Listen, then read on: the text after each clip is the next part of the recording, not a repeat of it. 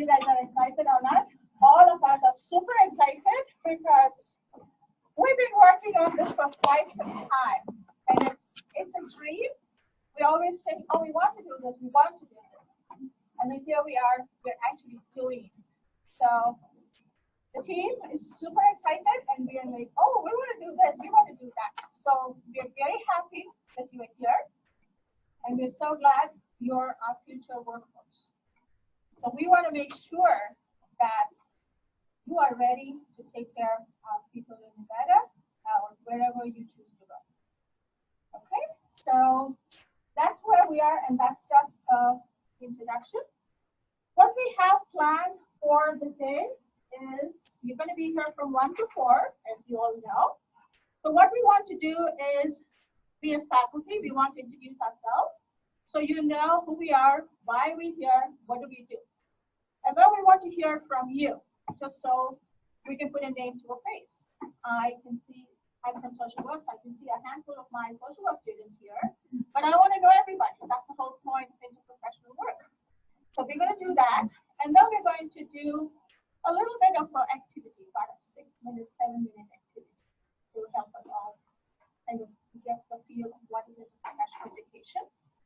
And then we're going to talk about what is interprofessional. Then we're going to talk about each profession. I have no idea what physician assistants do. I don't know what nursing profession does. I don't know if they know what social workers do in the field. So we're going to talk a little, about 10 or 15 minutes about each profession. And we're going to help you understand what is it that each one is bringing to the table. And how can we work as a team? And what is the strength that we can lean on each other? Okay, so we want to do that. And then we're going to talk a little bit about the overview of this module, sorry. Ms. Thomas is going to talk about what is this IPE module? What are you going to do? What is expected? I know you got emails that go to Canvas, see this, go do this. There's a case scenario. But she's going to give you an overview of all that's going to happen. And what's expected of you, what's expected of us, what's the timeline, and any questions that you may have, we will clarify that. Okay? And then we will open it up for questions, and then we'll talk about a small project that we're trying to do because we're doing it for the first time. We want to evaluate and see, is this really working with our students? What do we need to do different? What do we need to do better? What are we doing great? So we want to know that. So we'll talk to you a little bit about that. And then we're just going to open it up for any questions that you might have. So any of us will answer those questions. So that's how we have planned our afternoon. And so to start, shall I go and just introduce myself? I'm Dr. Rubin. I'm a faculty in the School of Social Work. And I've been teaching here for the last 5 years. I've taught in other places prior to coming here. My area of work is primarily in the area of mental health and interprofessional education. I used to do clinical work before, and I moved on and I do teaching and research at this point in time. I have done several interprofessional education modules, courses, electives in the past in other institutions. So I'm super excited about doing this, and this is the first time I'm working with physicians in school and with students, so I'm super excited about that. I work with nursing a lot. So, and of course, Ms. Heckman will be here, who's from education, and I have not worked with education in the past. I work with pharmacy, I work with dentistry, respiratory care, but these are new partnerships. So I'm really looking forward to that, and it's been great working here. Okay, so that's about me, and I will turn it over to my colleagues. I don't know if I want to stand up, but yes, I will. I'm Dr. Carrie Hintz from the Orvis School of Nursing. I'm starting my 4th year here at UNR. I've been a nurse for a little over a decade, which I was thinking on my drive here, I can't believe it's already been over a decade. You always think when you grow up, you're never going to go to prom or drive a car, graduate from high school, go to college, and here I am a decade later, a nurse. For me, my education started out a little rocky. Wasn't really sure what I wanted to do. And I actually didn't really want to be a nurse, but I needed to stay in college because I got a really nice scholarship. They said, you can't have it if you don't go to school. So I looked at nursing and thought, I can do that. They get to wear scrubs all day long and cute shoes,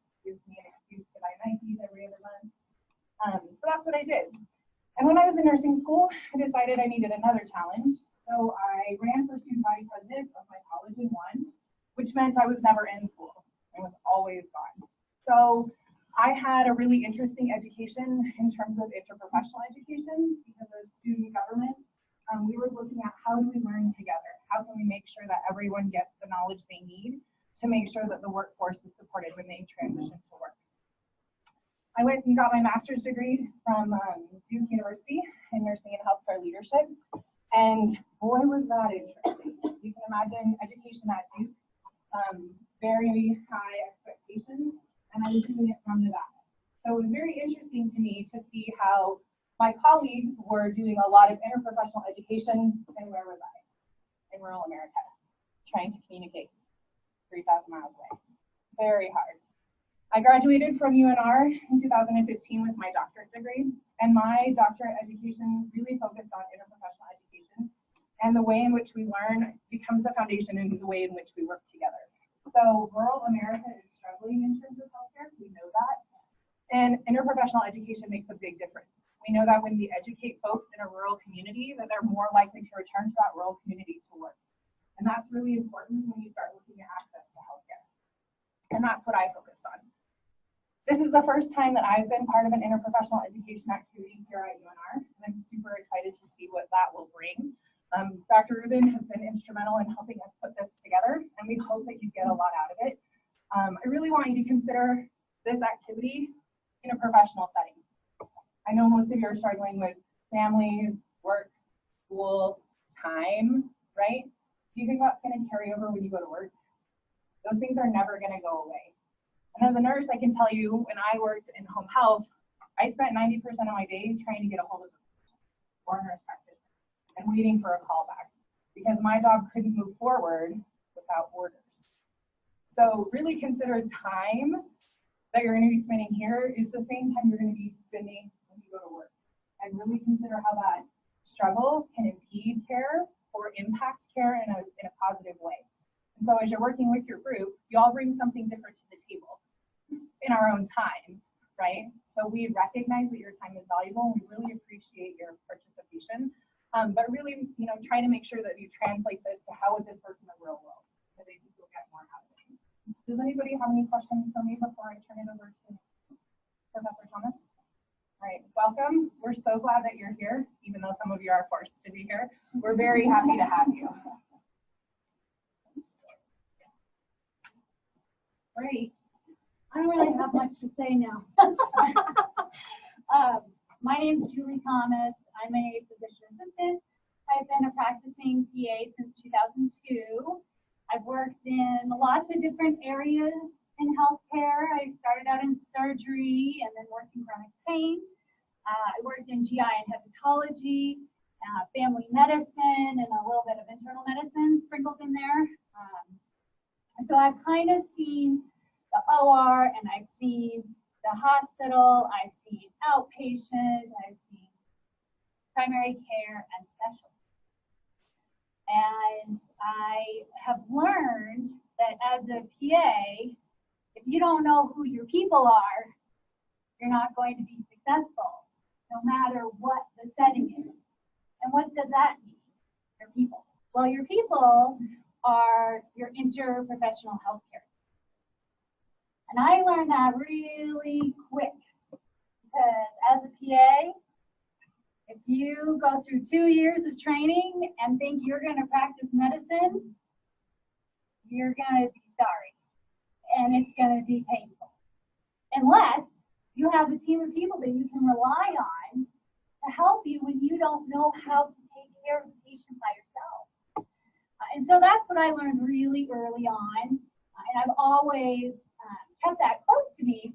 And as a practicing PA in the beginning, I didn't really know what that meant. And as I transferred from clinical practice into education, I learned that what I had been doing and what made me successful as a practicing PA was understanding who was on my interprofessional team. And once I got to UNR, it'll be 3 years in March that I've been here helping to start and launch this great program, the PA Studies program.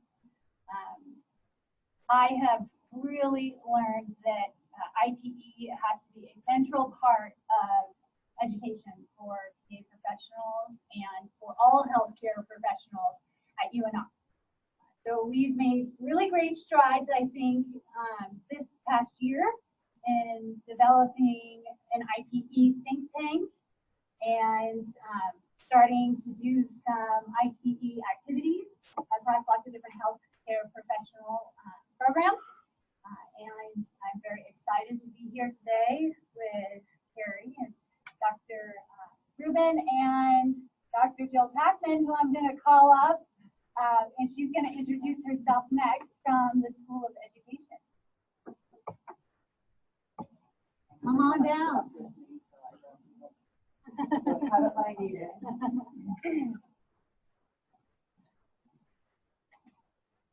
Sorry, I was late.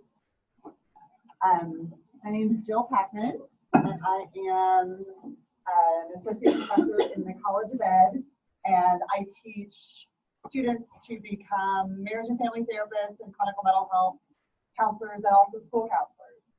And you know, it's funny because when we started having this conversation about interprofessional education, we on our end call them interdisciplinary team or multidisciplinary team. And that's sort of the old language. I think it's all moving to IPE, so we can all speak the same language and all be on the same page with this process. And I think about that, and one of the biggest complaints that we get in our program and in students that graduate from our program, they're out in the field, is they don't talk to health providers. And it's so interesting because so many of our clients that we're working with are seeing y'all. You know, we may see them on a weekly basis, but you're managing the care and you're prescribing medication and you know, you don't get to see them as often as we do. So it's almost this whole, why do we have two diagnoses? Why aren't we on the same page? Why are they getting this medication? That doesn't make any sense based on what I'm seeing. And you know, the patient may be saying it's not working, so they're just going to stop because they can't get in to see. And it becomes all these problematic things with clients. And I think everybody on the counseling end is always questioning, why don't we have these conversations? So it's so wonderful that we're finally having these conversations and working together and getting all on the same page so that we can help these patients live the best life that they can. My history a little bit is my master's degree is actually in school counseling. And if you think about kids and children and the child mental health crisis that we have going on, the school counselor sees them every single day. So I would see kids every single day, and you know, the hardest part was always getting them into the position and into their PA and into the nurse practitioners and into the nurses so that they could get medical treatment, because families tend to like to avoid that. But if we have teams, if I knew of somebody in the community where I could say, you know, this is someone you can call, I've worked with them before, they were more apt to do that. And I worked in rural Oklahoma, so talk about rural communities. So having those connections and knowing that really gets our patients into care and gets clients into care. And then after that, in Oklahoma, school counselors can also be clinicians. So I was both a school counselor and a clinician. Because here in Nevada, school counselors had to Band-Aid a little bit and do a lot of sort of fix it quick, and then if students need to move beyond, they will make referrals. And then I went on and did my PhD, and I specialized in working with children because I really have a passion for working with kids in play therapy. And it was fascinating to me the number of children that I would see that were medicated. You see sort of ebbs and flows in diagnoses of kids. That's a whole other subject, fascinating. But if we're on the same page, because behaviors I was seeing were not necessarily behaviors that the medical field was seeing, because I was seeing the child for much longer. I was working with the family, the whole system. And as I did my doctoral work and became an educator, the transition was interesting, and the isolation became more and more pronounced to me. And one of the things we talk to our students about is this idea of, we call it a cuddle group, that you have to have someone you can bounce things off of and talk to. because if you don't, you can't survive as an island. And trying to be a sole practitioner by yourself is exhausting and so incredibly stressful. So we're constantly encouraging people to talk to each other about what's going on, about clients they have concerns about, who do they reach out to? And that's where this interprofessional team comes in. Not only should it be people in your own field, but it can be other people in different fields that might have a different perspective and might have different information for you, because that'll help you learn more about the patient. It helps you learn more about what holistic care looks like. Any questions for me?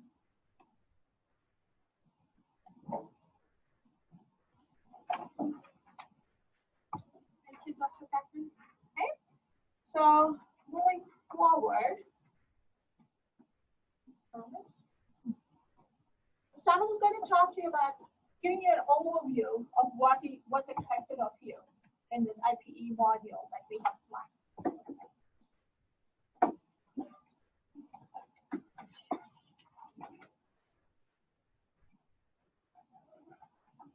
Okay, so you all shared with us what your expectations are of us. Now we'll share with you what our expectations are of you. So each of you has been invited to join the Canvas module. It looks like this on my dashboard. Pretty in pink. I don't know if yours is pink. Mine is. We click that, and inside this module, we have several different bars, and each of these bars has some sort of significance. And I'll start up here. I loaded some information into the interprofessional education session materials for PA students. Our students like to have their materials, so I do what I can to get them to them. So in here are the learning objectives for this activity, as well as a short presentation that I will be giving a little bit later. All right, and we'll go back to the module. So inside, yes, I know, I'm not going to publish it yet.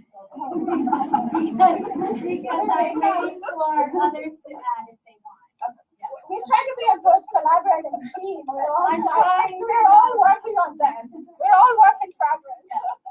So I'm not going to publish it yet, and we have paper for you too. Believe it or not, paper. Yeah.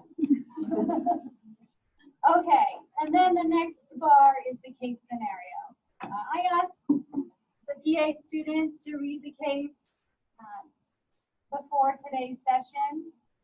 It will open up for you, and you'll find a case scenario. Please let us know if you have any trouble opening this case up, because this is the meat of what we're attempting to do today. All right, moving on. The interprofessional case discussion. Not sure there's, oh, okay. This is, these are the groups. Does everybody have a group? Is everyone aware that they are in a group? Raise your hand if you're groupless. Okay, that's a good start. So you're all placed in groups, and it's our hope that you have already had some sort of communication, and if not, this is an opportunity today to communicate with your groups. And we realize not all of social work is here, nor counseling, but there are going to be other opportunities for you to meet with your groups outside of this classroom today. Does everybody understand the groups, what the purpose of the groups are? Don't be afraid to raise your hand. All right, now, within the case scenario, you'll see that there are 11 questions. Now, these are not easy questions, are they? For those of you who might have read them already. And we don't expect each of you to be able to answer these on your own right away. That's the point. That's what makes this fun. So your job is to work within your group to try to see if another health profession other than your own is better able to answer a question that pertains to the patient and the patient's problem. Now, the questions will need to be answered, and you will have to submit these case questions through Canvas. We'll create an assignment portal for you in this module, and each group will upload the answers to their question by November 16th, right? Okay, November 16th. That's a Friday. It's right close to the end of the semester for most of us. Do you want each individual submitting the exact same assignment or one person? One person for the entire group. And we really hope that you don't divide and conquer and take the questions that pertain to your profession, right? We hope that you take some time and work on all of these questions together, because as you can imagine, we all have different priorities for our patient care. And if you answer a question here, it's going to be based on your priorities for your patient care, not an interdisciplinary priority. And our priorities are not all the same. Plus, we also have to consider what is best for the patient, because the patient may or may not be ready for some of these resources that we're suggesting. So if we put a lot of energy into one and they're like, nope, I'm not part of that, I'm not ready for that, then we've missed an opportunity to suggest some others.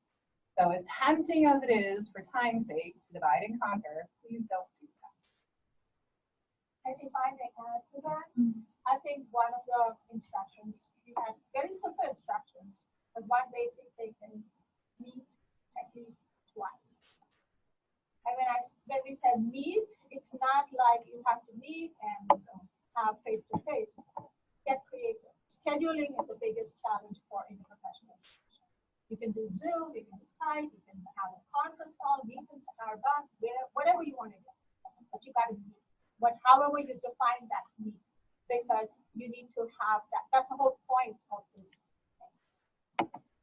And minimum two, you're welcome to meet more than that to help you learn and grow from this experience. Thank you.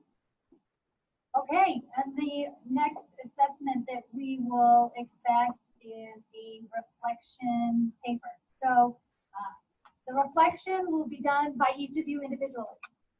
There are 5 questions. In my course, you will submit, the PAs will submit the reflection piece in the PA Role Development 2 course shell, and that is due on the 16th of November as well. As I said, there are 5 questions, and I believe for nursing and for PA, each question is worth 5 points, for a total of 25 points, with a minimum of 500 words. And if you use citations, please put them in AMA format at the end. And then once the case questions are submitted, I will award each PA student an additional 5 points for completing that as well. So the total project is worth 30 points. For PA, it's 5% of the total grade of the course. Any questions on that? Yes, yes, please. So Ashima, you have your syllabus and it's written in that. And we'll talk more specific about when it's due, because it's done individually. We can talk about it on Friday, not this Friday. And the point is, on next Friday is when they're ready. Okay. Yeah, we'll talk about it. You've got some time. It's not due until the end of the semester. So, Our schedule says that ours is a little different. Yeah, ours is a little different. For nursing, we kind of went over when our due dates are. I'll be adding the questions for the reflection paper to your individual Canvas shell probably tomorrow, so you have it. And then we would like to invite everybody here today. The nursing level 3, which is the community and mental health rotation, we'll be holding a final semester wrap up on November 30th. And the 2 nursing groups that are here today, this is a health promotion activity for them. Each of the 7 groups does some sort of health promotion activity, and they put together posters, and we are going to have an ugly sweater party on November 30th from 3:30 to 5 at PHS, which is the nursing building at the main university campus. And we welcome you all to come and see health promotion in action. These case studies will be their health promotion activity, and they will be presenting that to their other groups. So November 30th, it's a Friday from 3:30 to 5. You're all welcome to join us for refreshments and an ugly sweater party.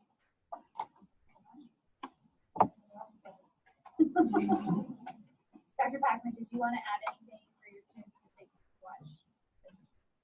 Thank you to Troy Jordan, who is recording this all through Echo for us, so our online students can watch all of it. Finally, the last thing that will be required of you, so this is the third thing, is the survey. And Dr. Rubin will talk a little bit more about the research project that we are involved in, using this as a case study.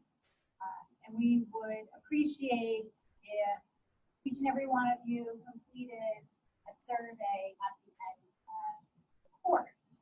For my students, that will be due on the 16th. Finally,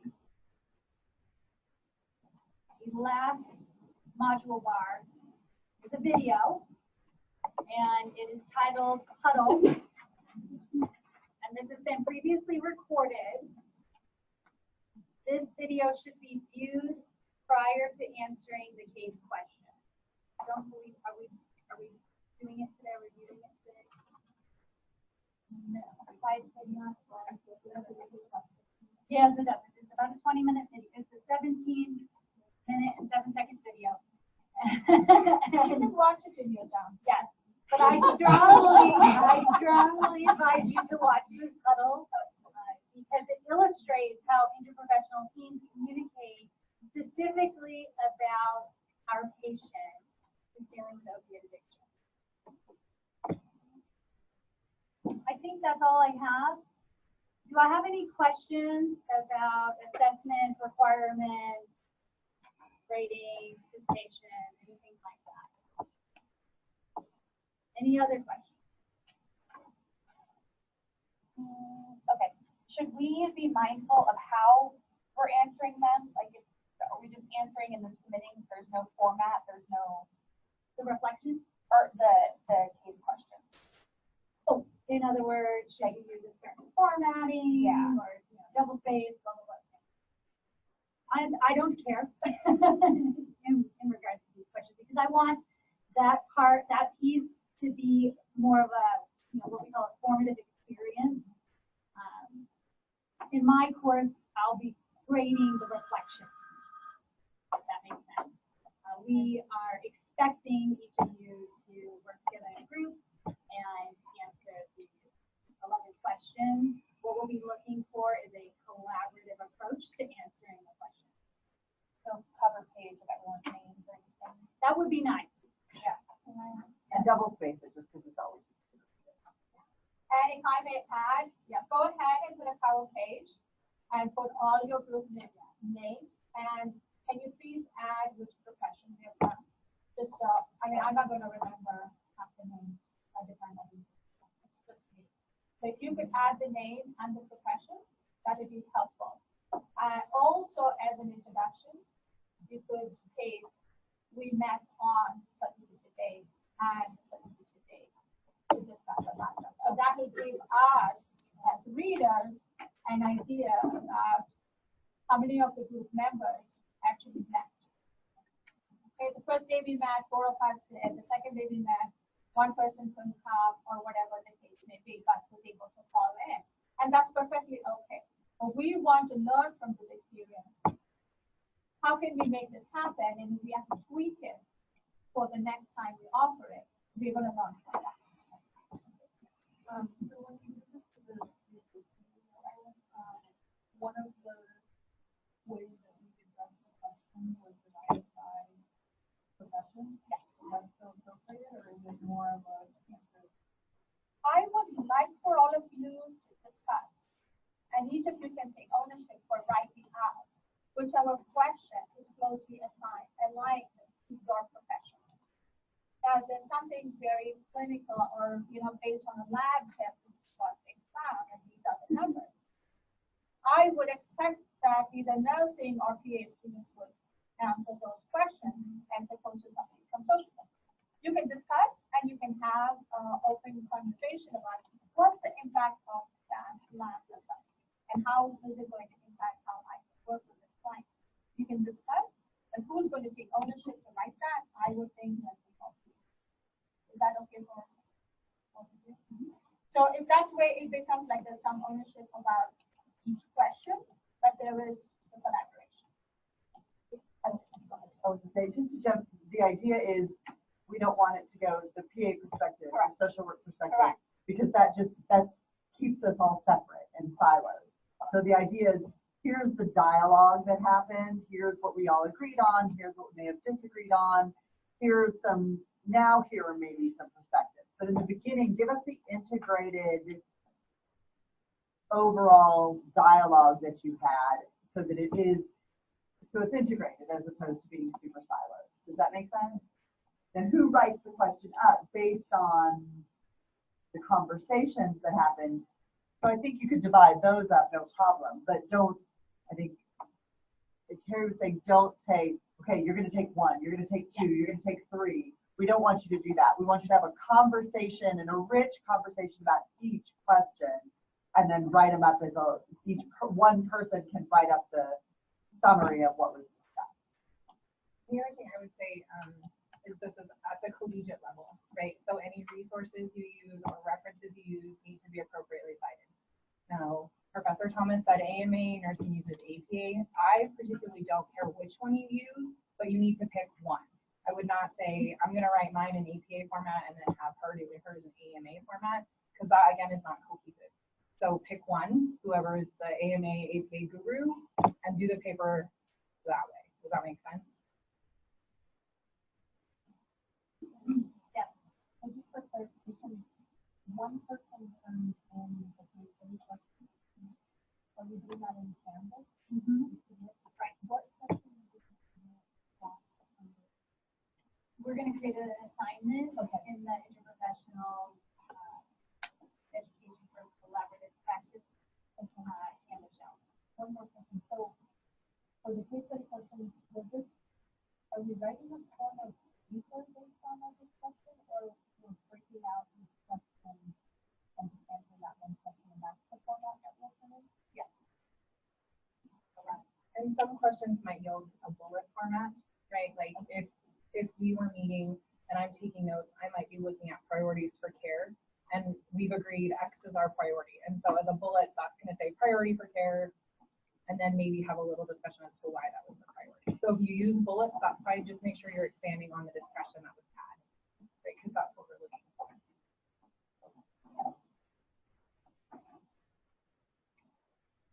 And it's okay if you have no perspective on some of these questions. We had the nursing students already attempt these questions, and some of the feedback we got was like, the last 4 questions have no basis in nursing, and I absolutely know nothing about any of this. This would be better suited for a counseling perspective.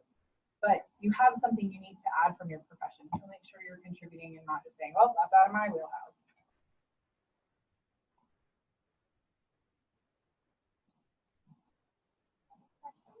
Good question, very good question. Any other questions? No? Okay. What I want to do now is do a small activity. So we want to look at interprofessional education for collaborative practice. So what does that mean? This is what I'm going to talk about for the next few minutes. What is the definition? How can we use it in international and national context? What are the competencies? And what's the healthcare context? So definition is interprofessional education occurs when 2 other professions learn with, from, and about each other to improve collaboration and the quality of care. So what does that mean? What does that really tell us? It's exactly what you did just now. You're learning with each other. There are 3 or 4 professions here under one roof. You're learning about each other's profession, and You want to know how you can do it so your quality of care for clients is much better. That's exactly what all of you said when you wanted to, when I opened up the question, what do you want to get out of this course? You want to do better, which is why we're all here. So it's a quality of care that's important. And I've given the citation here. This Center for Advancement of Interprofessional Education is based in UK. Got a lot of resources, and if you want to go read, there are a lot of resources that you can access through that website. So from an international context, it's not interprofessional education, it's just like we're in Reno, so we want to do it just here. We can have an international context. People might decide to go on, Doctors Without Borders, study abroad tours, whatever the case may be, or people might be coming here. So how are you going to handle that? The World Health Organization has come up with this in their framework for action for interprofessional education. What they say is there's an acute shortage for healthcare workers, and we all know that, right? We're in Nevada, we all know there's such a shortage for workforce for healthcare professionals. And if you do interprofessional education, we're preparing people to be collaborative, practice-ready workforce, which is what we are doing right now. And integrated health and education policy promote interprofessional education and collaborative practice. As much as I've been talking only about how can we work better with our clients, we also need people who will address policy changes because it's a policy that impacts the practice that we do with our clients. So if we find that there is a policy that's a hindrance or is deterring the way we can offer service to our clients, we also need people to address the policy. And that again requires interprofessional and collaborative work. Just because it's a policy, it's not just one profession. We need social workers who think, oh, this is how it's impacting. We need nurses who say, oh no, this is a barrier to the service that I can offer. How can we change the policy? So it's not only at the direct service level. So we need to address policy changes also for interprofessional education. This is a framework that WHO came out with in 2010. Primarily what they say is we're looking at our local health needs. We put it in the context of Nevada, the local health needs, how are they? What are the health needs right now? Now, opioid is a national crisis, but how is it in Nevada? What are the needs in Nevada? We have service providers. If we take away service providers in Las Vegas and Reno, what about the rest of the state? Do we have providers? How are we prepared? So we look at that, and the way we have right now is fragmented health system, right? Do we all know of systems where everybody's talking to each other? You go to different providers for different kinds of services, but it's not like you're all working together. So their whole framework is a present and future health workforce, that is all of you. If they're introduced to interprofessional education while you're still in school, we are teaching the workforce to work in a collaborative, practice-ready environment. You're ready to work with your colleagues, other professionals. So that's where they say this framework is collaborative, practice-ready health workforce, because this is your future and how are you going to be ready to do that. And once you're trained to do that, you're taught to do that, collaborative practice happens in the health delivery system, which is what the optimal health delivery system should be, where they say the health system is strengthened. And because we strengthen the providers and the health system, there's improved health outcomes. So do you see how you are fitting in perfectly over here? And you are the future. So we're educating you here, and the hope is this is what is going to happen. And the patient outcomes are going to get better. Again, the whole citation here, it's the online, it's the PDF is available online. Feel free to read it. It's got a lot of good information. At the national level, again, we have workforce shortage here. We have the affordable healthcare. And with that, we have more access. With more access, we need for more healthcare providers. And with healthcare, we have integrated care service delivery. So what is integrated care service delivery? What's integrated care service delivery? Yes. I'm guessing that it's a combination of like the doctors, the nurses, the social, the discharge, like the whole, to include the family, and how there's like everyone.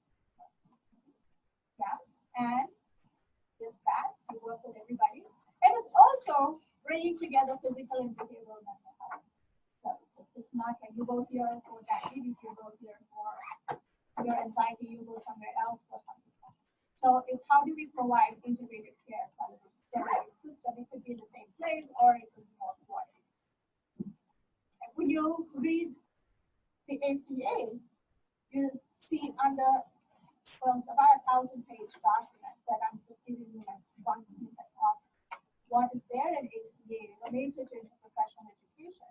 They talk about how establish community-based interdisciplinary interprofessional teams to support primary care practices, including obstetrics and gynecology within the hospital service area served by eligible entities. So we have the interprofessional team, and that's kind of where the policy is, the ACA is, and how do we want to move forward, bringing it down at the practice level. And this, I continue to say this, they ensure that the health team established by the entity includes an interdisciplinary, interprofessional team of healthcare providers. Such teams may include medical specialists, nurses, pharmacists, nutritionists, dietitians, social workers, behavioral and mental health professionals. And we also have physicians assistants listed over here. So you can see several of your professions are listed here. And that's kind of where ACA is moving. And that's what our healthcare delivery is moving towards. So that's a trickle down that we have. So what is the need for IPE? Workforce shortage. We need to teach to work with other professionals. Address education, practice, and policy change. How can the policy change have an impact on the practice? And we also need to be educated on scope of practice. What is it that a social worker can do? What is it that a nurse can do? And what is it that a physician can or cannot? So that's where the scope of practice issue comes. And it's specific to local needs and resources. And we heard the word resources many times today. So we really need to think in terms of what's important here in the data. Not just the region, but what's important in the data and how to do it. So that's the whole point of interprofessional education and how we can work together so we learn with and about others. Now, each of your professions have competencies. I know the competencies for social work, but I'm not so familiar with competencies as it relates to PA and nursing. However, there are competencies that we have as an interprofessional education collaborator, which is the IPE. That is an organization which is primarily taking the leadership in coming up with competencies for what's a competency that healthcare providers need to have. They have to work in a team. So it doesn't go with competency for social work, nursing, or PA, but it's really interprofessional. So it's taking it up to a broader level of what's that. And the Interprofessional Education Collaborative started in 2009 with only 6 professionals. These are the first 6 professionals that were members of IPE. However, over a period of time, in 2016-17, you see how many more have added to that. And I've underlined nursing, social work, physicians. So we are all members of this IPE. And we are all working on infusing competencies in our respective professions and also looking at the larger interprofessional collaborative. So do you see how this is a bigger picture than what is just happening here? Okay. So what are the competencies that the IPE has come about today? The first one is work with individuals of other professions to maintain a climate of mutual respect and shared values. Values and ethics for interprofessional practice. That's what it is. How many of your professions, do you have values and ethics in your profession as a competency? I see 2 hands in social work. What about nursing and PA? You do? In nursing, what about PA? values and ethics very specific to your respective professions. But this is more broadly, what are the values and ethics for interprofessional practice? How are we going to be respectful of each other's profession? How are we going to have the climate of mutual respect and shared love? Okay? Use of knowledge of one's own role and those of other professions to appropriately assess and address the healthcare needs of patients and to promote and advance the health of the population. Roles and responsibilities. This is where we spoke about who's going to do what. Where is the knowledge?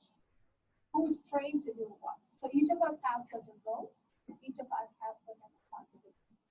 So how do we use the knowledge based on our education, based on the training that we have?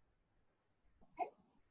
Communicate with patients, families, communities, and professionals to health and other fields in a responsive and responsible manner. So we have the responsive and responsible. And that's interprofessional communication. How do we learn to communicate with professionals? And how can that be professional? So that's important. Apply relationship building and the principles of team dynamics to perform effectively in different team roles to plan, deliver, and evaluate patient population centered care and population health programs and policies that are safe, timely, efficient, effective, and equitable. There are a lot of E's over there. But that's primarily teams and teamwork. Professor Thomas spoke about this when she introduced herself. She spoke about if you walk into this thinking you will do all the clinical work all by yourself. No, she said that's virtually impossible. We all, those of us who have done clinical work, we all know that we cannot do it all by ourselves. Right from the person walking in, checking them in, till the person checking them out. How many people do they see? What is the kind of interaction we have? Who checks their weight? Who does the assessment? Who does the psychosocial work? And if they're an inpatient, who's doing the discharge plan? Who's taking care of seeing whether their home is ready for them to go back? They had a surgery, they're ready, medically they're ready to go back, but are they ready to go back and stay alone? Can they do the testing? Can they do everything? So that's where the team and the teamwork comes together. It's not just they're fit to be discharged or they're fit to go out, but are we working to make sure when they go, they have what they need? Okay? Any questions so far on how? Or anything I've just shared for the last 10 minutes? Any questions so far?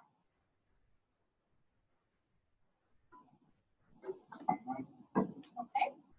Now again, I've given you the web link. You can go and read the whole document. It's a very short document, but it's a good document. Okay, any questions? No? Any comments? Okay.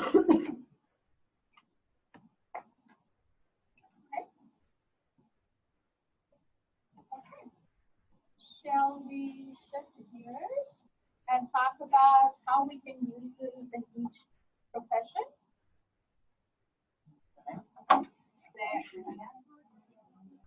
So I think this is perfect because when I was listening to what everybody wanted to get out of this and kind of what the knowledge base was, it's interesting to me because we don't think of counselors as being part of this process. And I hope to change that. I hope to make the integration seamless so that we can all work together. You know, and frankly, there is overlap and there is confusion and ambiguity about who does what. So I think that that's some of the challenge as well. I spoke a little bit about psychologists, the difference between psychologists and counselors in this presentation, but I didn't go into the differences between counselors and social workers. So, because I knew Dr. Rubin was here and she was going to talk a little bit about sort of the social work profession. But this will give you a little bit of information on what are some of those differences and when would I utilize a counselor and how would I draw them in and bring them in as part of the process.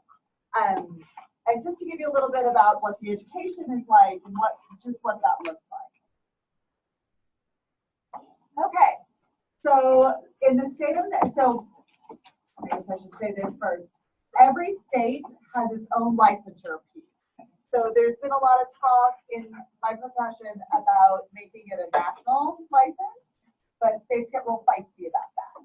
They want to maintain the control of that licensure on a statewide basis because they feel very strongly that states know their own population and know the needs of their constituents.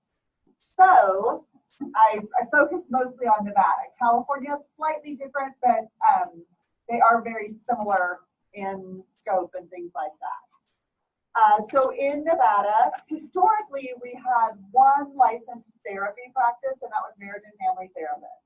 So in our area and in our state and in California as well, there are more marriage and family therapists than there are other types of counselors from the counseling field.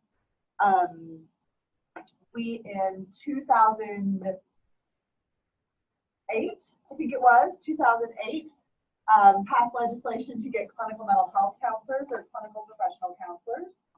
And then we've always had school counselors, of course. So just to give you some understanding and distinction about between the three, the clinical mental health is the degree in our field, and clinical professional counselor is the licensure. In a lot of states, it's LPC. Have y'all heard of that? Yeah. So it's licensed professional counselor in a lot of states. In Nevada, they went with clinical professional counselor. I don't know why. They just did. Clinical mental health counselors tend to work with individuals and groups in more clinical settings. So places like in NAMs, more acute care kind of facilities. But we'll talk about that in a second. So they tend to work with people with more severe mental illness. Marriage and family therapists, so the degree is in marriage and family therapy, and the license is marriage and family therapy, so it matches a little more easily. Marriage and family therapists tend to work with individuals, families, and groups in a clinical setting. They also work with couples. They do parenting with children. But anytime you get an entire family in a room, it has to be a licensed professional counselor. Okay? Marriage and family therapists tend to think more systemically. So they think about not just the person who's sitting in front of them, but they'll think about how is their family impacting, how's what's happening around them impacting what's going on with the person who's in the room. They tend to work in clinical settings as well, just because in Nevada they're so prevalent. You guys have probably heard more about marriage and family therapists than you have heard about clinical professional counselors in the state in our area. And then they also tend to work more private practice. School counseling is the folks in the schools who work with the kiddos, pre-K through 12. They do some family counseling. They do a lot of work with teachers and staff. So if you've got a patient who's struggling in school, the school counselor is a great person to reach out to because they can be the liaison and the advocate for the child or even the family in school. Because we know that if one family member is ill in some way, it affects the kids and it impacts their school environment. So those are great people to reach out to. And school counselors they feel like they're always in the dark. They complain about not having information from the marriage and family therapist and the clinical professional counselors as well. So they are such great resources because they literally see people daily. Even if it's not sitting down one-to-one, it's just in the hallways, in the school. They see them every single day. So they're such a great resource. They do not do long-term therapy. So they will touch base. They can see a kid for a couple of times, but they don't do therapy per se. So they have to refer them out to marriage and family therapists and clinical professional counselors if that's the child's needs. Some differences, like I said, between counselors and psychologists.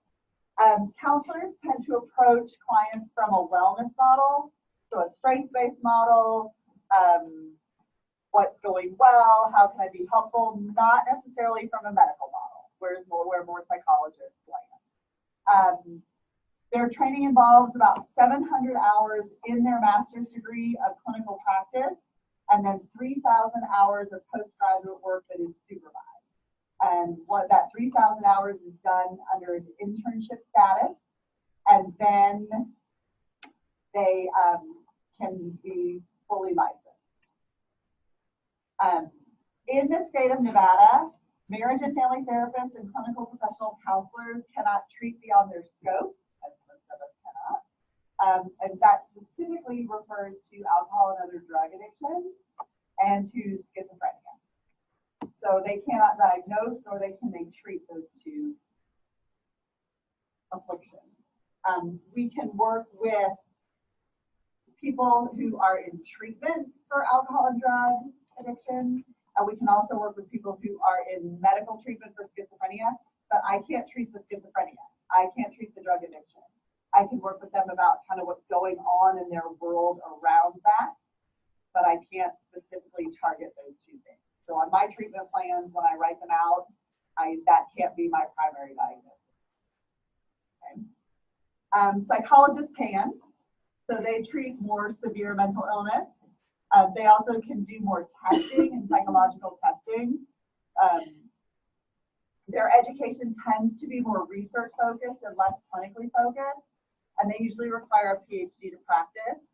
I want to say most people that I know that have a master's degree in psychology and choose to practice have had to go back and supplement their education to get the MFT or the CPC degree. So they have to have a PhD to practice as a psychologist. Questions? Okay. So the education and training, it's a fairly competitive application process. We get a couple of hundred applicants, and we can take 24 students. It's a pretty small group. All of our things are limited based on our accreditation. I'll talk about that in just a second. The process of becoming a counselor is more than just the academic knowledge and more than just the clinical ability. It's really this mixture of those two things, and then also this interpersonal growth. We tell our students, you will not walk out of here the same person you were when you entered. How many of y'all hear that? You hear that? Yeah, your program. Because there's so much self-reflection involved. To be a good counselor, to be a good therapist, you really have to be able to look at yourself, that concept of the observing eye. So I have to be in a room with a person, and then I have to be able to observe what I did in the room with the person and really reflect on what I did and criticize myself, if you will, so that I can make changes and shift and evolve to be more helpful to the patient that's in front of me. Our students are, and all students, it's based on our standards, they're actually evaluated several points during the program for appropriateness of fit of the field. And we have certain dispositional expectations that they have to meet. And there are things like cultural competency, diversity. There are things like conscientiousness. There are things like, some of them are kind of nebulous and I can't even think of names, but when students are inappropriate, for lack of a better word, we really have to look at what's going on with them, because are they going to be safe to put in front of clients? I mean, when we talk to clients, we get really down to that nitty-gritty, deep stuff, and I need to know that these students can go out there and handle that and be okay with it, and that they have that observing eye and they can accept responsibility for their own behavior. They are a 60-hour master's degree. Usually takes approximately three years for the master's degree. If someone has a doctorate degree in counseling, like I do, it tends to be more teaching, supervision, and research focused, as well as clinical. So the master's degree is purely clinical. It's considered a terminal master's. And then the PhD takes them to be able to do supervision, to be able to do education, and then to do the research. So all of our licensures that I showed y'all are at the master's level. Include courses on things like human growth and development, counseling theories, systems, working with different populations, group counseling, human sexuality. And then the 3,000 hours of clinical supervision and counseling is the exception, or school counseling is the exception to that. When we graduate school counselors, they just start right into the school and they all complain about it. They're like, we wish we had more supervision when we start out in the schools because they feel pretty alone. So they reach out and do more of a informal mentoring process there. CPCs and MFTs are licensed by state. Each state has a different process, but they're all based upon CACREP standards, and I'll talk about that in just a second. Applicants become interns for 3,000 hours of supervised practice. They meet weekly for group and individual supervision, and it averages to about 15 hours of clinical practice, and they have to receive at least 1 hour of supervision. And they've gotten to the point now where they're really hard on them about that. So if a student goes, or if an intern goes for 30 hours and they only have 1 hour of supervision, they don't get to count 15 of those hours. So they're trying really hard to make sure that students are front loading or back loading all the hours of supervision, that they're getting it really consistently throughout the process. Because as y'all all know, clinical experience is developmental, and you learn so much, and then you've got to process and talk about what you've done and understand the process of how it's gone, so that you can learn from your experience and then build upon that. If you dump all your clinical experiences in one end and then try to get 10 hours of supervision at the end, it's not really good learning. So we try to space it out throughout programs and throughout internships. So licensure is the one that matters. It's the one that allows students to practice, or professionals to practice. It's the one that allows them to bill insurance, to be part of these interdisciplinary or these interprofessional teams. But we also have certifications that are more specialty, that just give us information about extra education that clinicians have had. There's a national certified counselor, and that lets us know that the student, I keep saying student, I'm so used to being student focused, so ignore that word. That the clinician has worked has gone through a CACREP accredited program, because there are non-accredited programs all over. You do not have to go through an accredited program to get a license, nor do you have to do so to get a certification. There is no process to get that certification that circumvents the accreditation process. There are things like registered play therapists. There are things like specialties in cognitive behavioral therapy, DBT, ACT. So there are all certifications and all those things. And so you can have a string of alphabet soup after your name. And that just gives you information about that specialized training that clinicians have had. Our accreditation body is the Council for the Accreditation of Counseling and Related Educational Programs.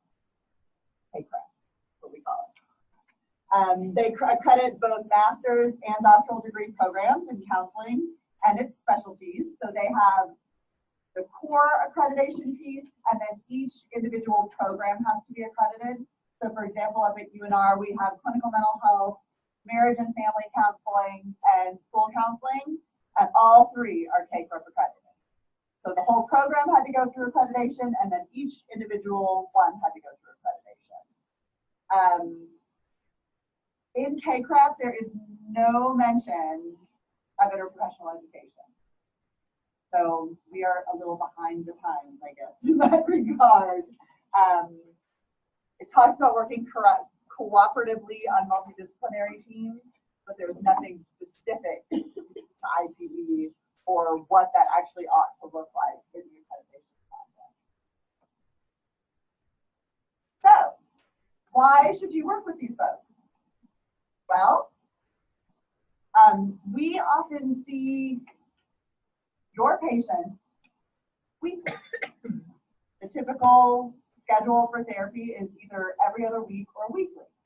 So we would have a really good understanding of what's going on. We spend 45 to usually 50 or 55 minutes per session with each client. So we get a really good gathering of information. The first 2 sessions are usually spent doing a history and a biopsychosocial to get a good, so we can get an accurate diagnosis.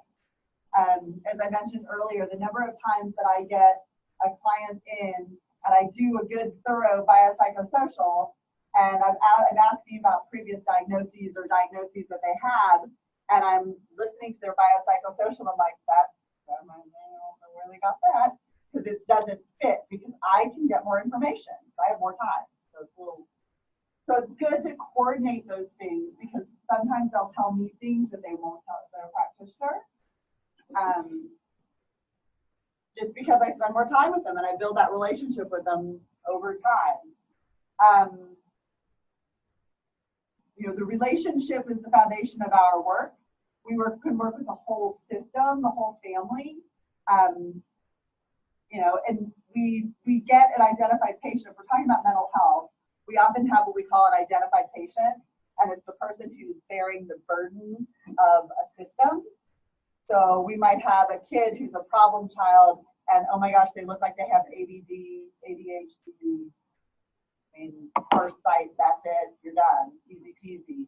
But then when you start listening to the whole system, you find out that there's so much dysfunction everywhere in the family that the child may be holding all of that, and the behavioral outcomes look very much like ADHD. It's really this systemic problem that we need to figure out how to keep the parents and how to help everybody work together as a family so this child doesn't have to act out behaviorally. One of the things we know in counseling is that when parents are having problems, the child will carry the symptoms and the child will act up, keep families together. So if parents are fighting, child's behavior escalates, and now all of a sudden the parents have to work together and come together for this common problem. And so the child's behavior serves a very specific purpose in the family. And they may take them to you guys because there's so many behavioral problems going on. But when we look at the whole system, we're not really doing the child or the family a service when we don't look at that in that context. And we know, I mean, so much illness comes with psychological issues and psychological burden. So we can often help support families and patients through those processes. We are trained to have difficult conversations. So I have certainly worked with practitioners and I used to work in a psychiatrist's office with them doing therapy for a lot of their patients. And you know, they didn't want to have the conversations with patients sometimes. So they'd call me in so that I could help them have that conversation with patients because it's awkward and it's difficult and they were uncomfortable doing it. That's what I do on a daily basis. So I have those difficult conversations. So counselors can help you have that conversation with patients. They can be there to support patients when they're hearing difficult things and they need that support. We don't know what illegal, everybody know what illegal 2000 is? We can sign them too.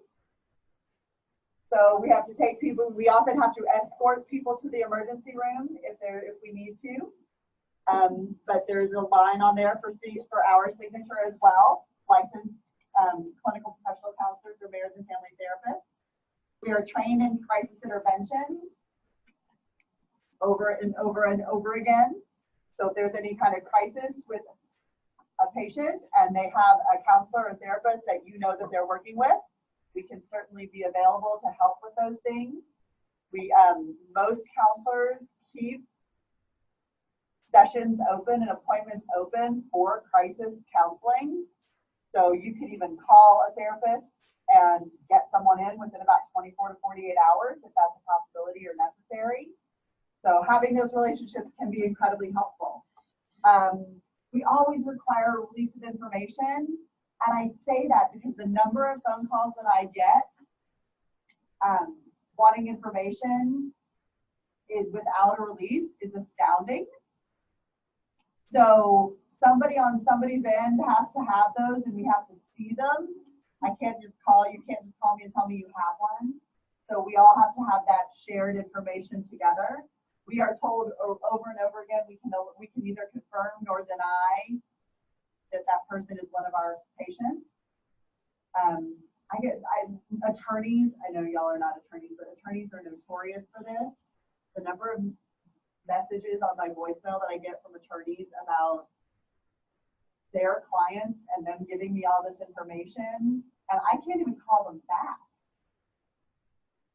So, until they send over a release of information, I can't even return the phone call. So we have to have that information, that release running between us first. And then I mentioned this as well, that is one of the biggest frustrations that I hear with interns and with practitioners, is that we don't work together and they don't know who to reach out to.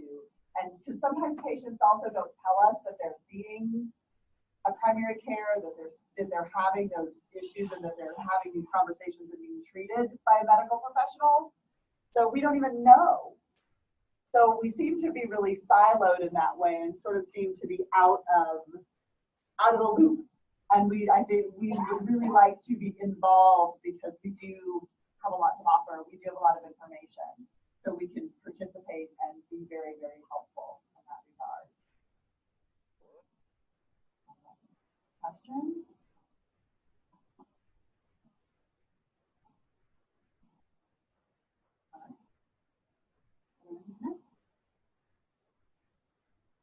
Collaboration. So let's start off with communication. Seems like a very general word. What does that mean? Listening, and active listening, right? Not just being physically present, but being mentally present. What about collaboration?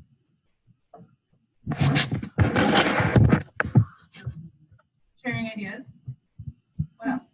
Using resources. Basic resources. Okay. What about interprofessional collaboration? Yeah, absolutely. Just different disciplines coming together to communicate, right? So these are some basic terms that as you go through this activity, I really want you to think about how are we communicating? We don't have the same style, right? We don't have the same schedule. We don't have the same priorities, right? So how do these things come together for the benefit of the patient? Because the patient is the central reason that we're together. So let's look at these. What do you see in the first one? That one on the left. An old woman with a big nose. A young woman. A young woman. So the brown is her coat, the white is a veil, and her face is looking back. The old woman's eye is the young woman's ear. What about the second one?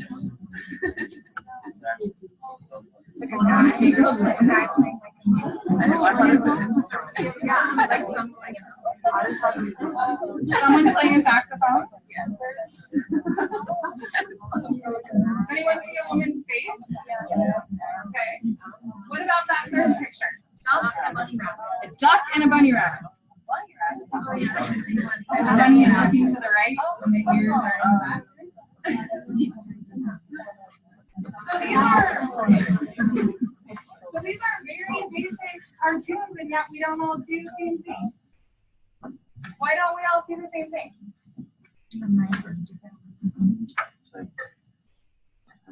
Why don't we all see the same thing? It's the same picture.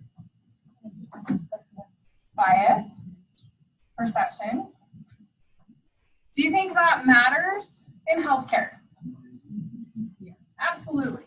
It can be a positive impact or it could be a barrier, right?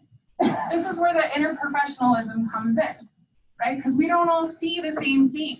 Our priorities are different. So besides these things, what are some other communication barriers, would you say?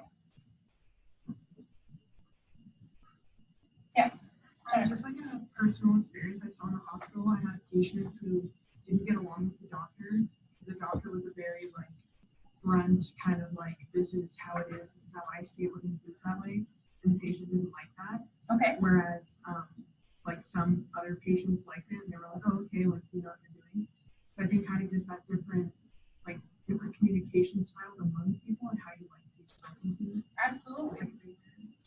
And going off that, I think preconceived notions, because I've worked with nurses and they've worked with one bad doctor. And so whenever they're going to work with a new doctor, they kind of expect them not to be nice to them or just to be arrogant or something. That those preconceived ideas can play into it. So it goes both ways, for the patient and for the staff. Yeah.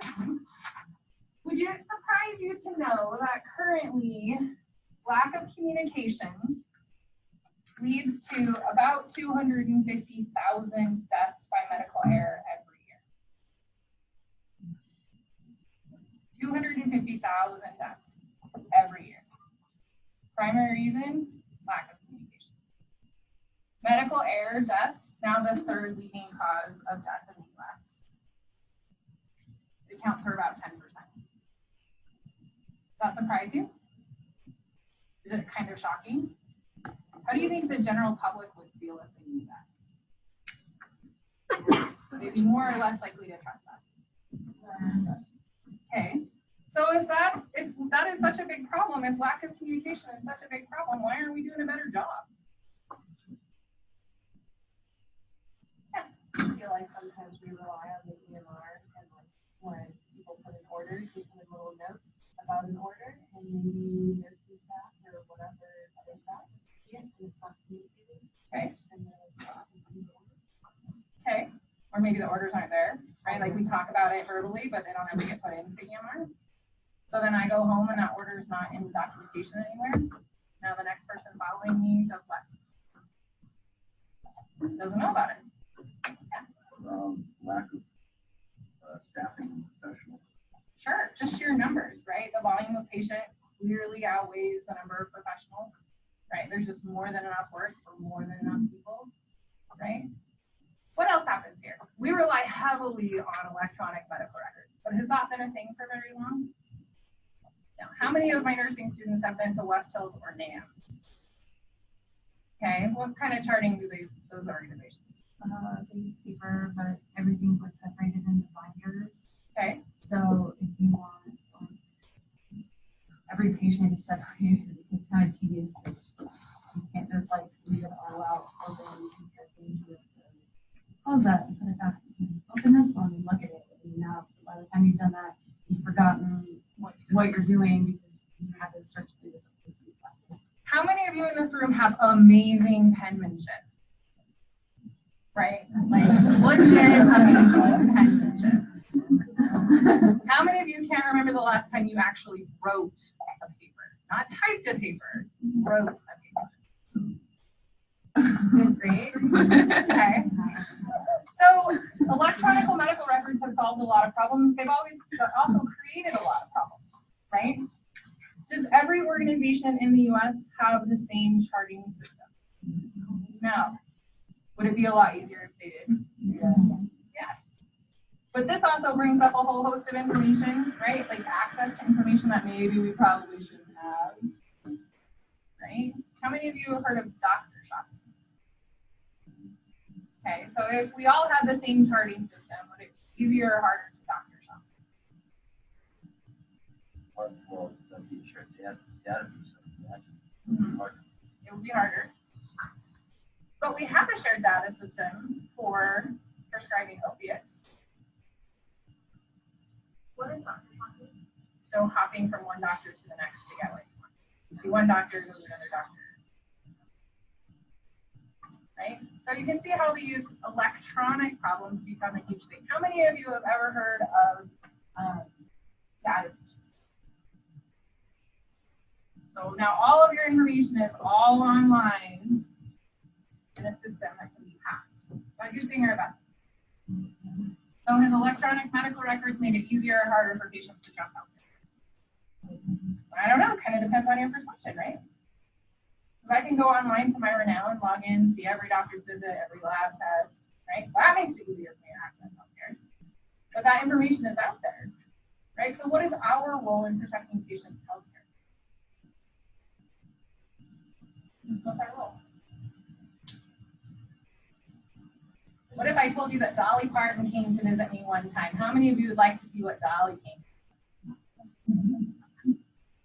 Right, so to be really careful with how we access healthcare information, right? Let's talk about this. Interprofessional communication.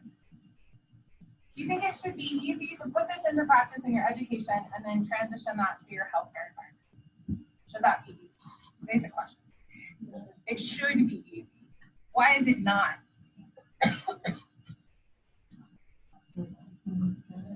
Yes, because why? Sure.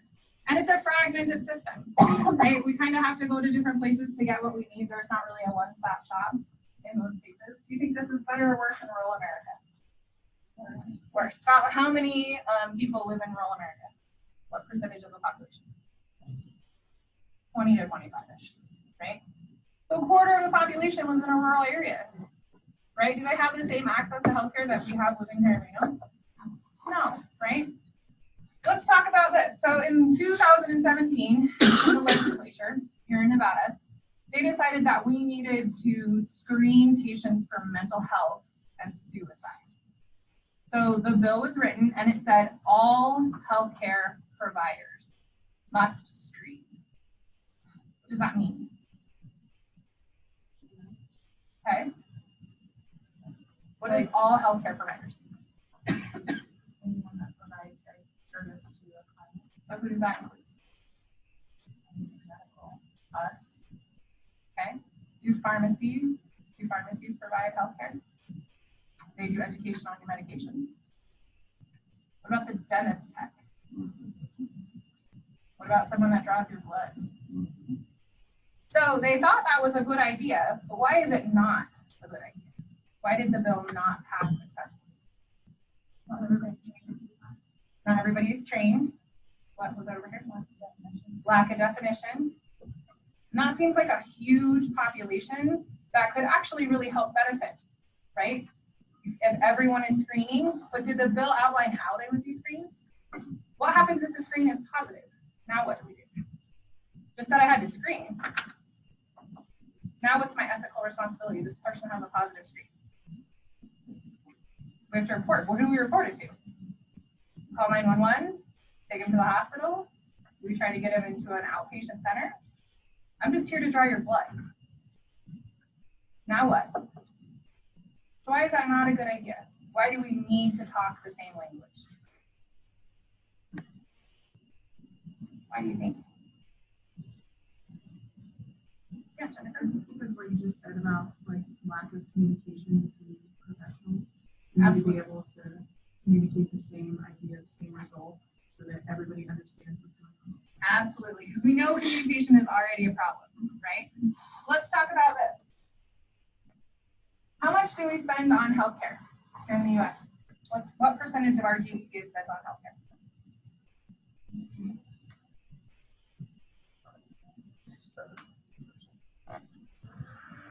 Wishful thinking. How much do we spend on healthcare? Okay. About 17 to 20% of our total GDP is spent on healthcare here in the US. Are we doing a good job? We're trying, right? But if $3 trillion buys us 250,000 deaths from medical error every year, $3 trillion. How many of you could live on $3 trillion? I can try. Right? $3 trillion. Right? So think about this in terms of you transitioning to your future practice, right? And you're a part of that. What's your role going to be? Right? Think about how the system is designed. Right? We have education and we have healthcare. And where does the middle meet? Okay? So why does this matter? Why are we talking about IP? Why are you forced to stay here? What's our goal? Absolutely. Paige, were you gonna add something? I was just going to say increase communication. Increase communication. Because what's our foundation? A safe healthcare system, right? That's our goal. We all have the same goal, to keep the patient safe, right? So what goes into keeping that patient safe? Think about all of these things. And think about communication as the biggest barrier. Okay, so what is nursing? Let's talk about nursing. So entry into practice is an ADN or an associate degree or a BSN. That's entry into practice. Okay, depending on where you go to school, you can get an ADN, right? The University of Nevada offers a BSN, so a 4-year degree. An ADN is considered a 2-year degree, even though in reality it's 4 years too. Okay. So then we have the RN to BSN, because studies and research really show that patients receive better quality care from a bachelor's prepared nurse. Okay. So we have an RN to BSN program, but that nurse is already practicing. They're already in clinical areas somewhere practicing as a nurse. But they've elected to go back and get a BSN. Then we have our Master's of Science in Nursing, which in nursing is considered a terminal degree because you can practice as an advanced provider with a master's degree. So there are 2 ways to get a master's. Traditional way, I got my BSN, I get my master's. But we recognize that the more education we have, the better quality care we provide. So they've created an option called the RN to MSN. And those are really for the advanced practice tracks, which we practice in family practice, acute care setting, and mental health. Other types of Masters of Nursing you can get are in education and clinical nurse leadership. So really systems, improving outcomes, educating, right, either nurses in an educational environment or in a clinical practice environment. So 2 tracks in nursing. Then we have the Doctor of Nursing Practice, which the IOM, or the Institute of Medicine, is recommending by 2025 that be the terminal degree in nursing. They think all advanced practice nurses need a doctoral degree. Because again, the better educated we are, leads to what? Better outcomes. The Doctor of Nursing Practice is a clinical practice degree. So it's not a PhD. It is a doctorate, but a PhD is more solidified in research or academic education. A doctorate is a Doctor of Nursing Practice. So we take research and translate that to the clinical setting. So research is great, but if it doesn't fit in a clinical practice area, what can we do with it? We can sit around and talk about numbers, but how do we actually make this research work, right? And that's where the Doctor of Nursing Practice comes in. There's 2 tracks in the DNP. There's the advanced practice nursing, which again is what the IOM recommends for anyone practicing nursing. So a nurse practitioner to have by 2025. And then there's the nurse executive track, which is very much the leadership side, systems management, education, okay? The PhD is really specific, as I said, to research and education and creates new knowledge versus the DNP translates that knowledge into practice. So there's about 1,000 ways to become a nurse, right? There's about 1,000 ways to practice as a nurse, which is one of the reasons I love nursing, because there's something for everyone. Would it surprise you to know that nurses work at NASA? Okay. We work in prisons. We work in education. Where else do we work? Schools. Where else? Hospitals. Okay. Majority of us work in hospitals. Right? What are some other things that nurses do? Light nursing. Light nursing. Yep.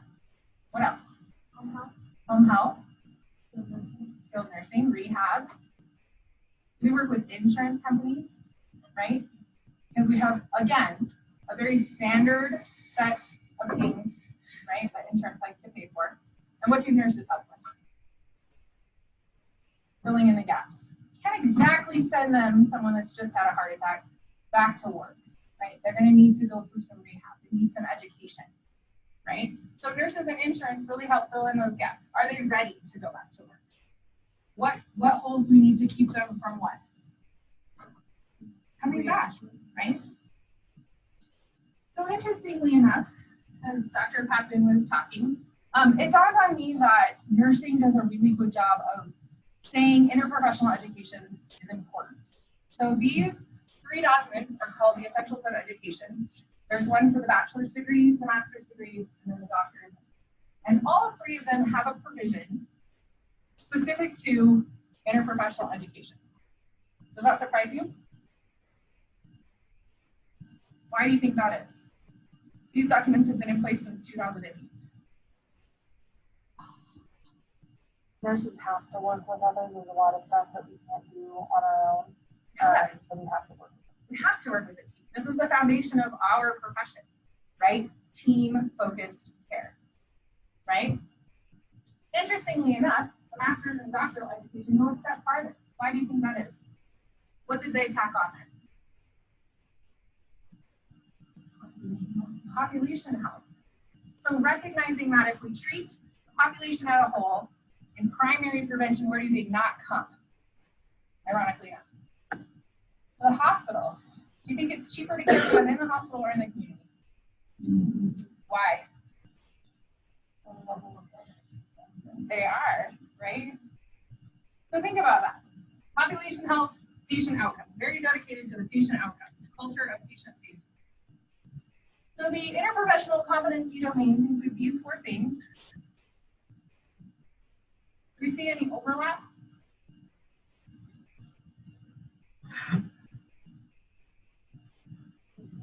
Yeah. What's the underlying foundation of all of these? Teamwork, but more specifically, how do you communicate in a team? Right? Communication, again. So all of our foundation, our competency domains are heavily rooted in communication because we know that that is a problem. So the first one, what does it say?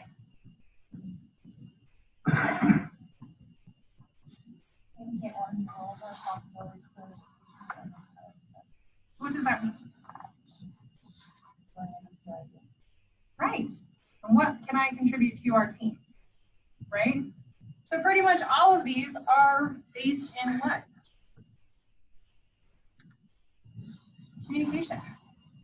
Right? Can we do any of these things without communication? Do we work in silos? No. Right? So I think the biggest thing for me as you move forward through this IPE is that I cannot understate enough how important communication is. Now, we don't all communicate the same way, right? How many of you get a phone call and you're like, why didn't you text me? Right? You could have sent me an email. We don't need to have a voice communication, right? Think about all the ways there are to communicate. We can communicate all day, but it takes what? Effective communication to keep the patient safe.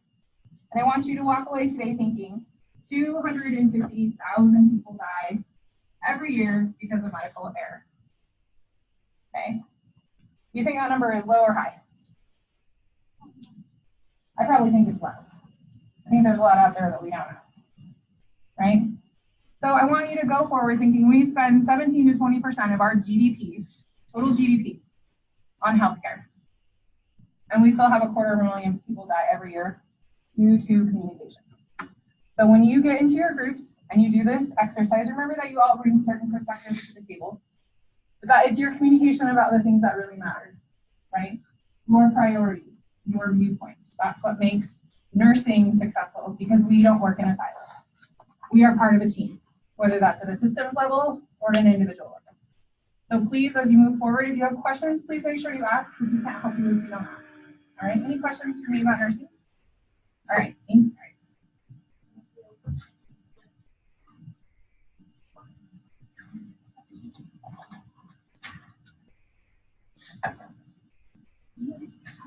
Okay, shall we shift gears? A little bit about social work. So,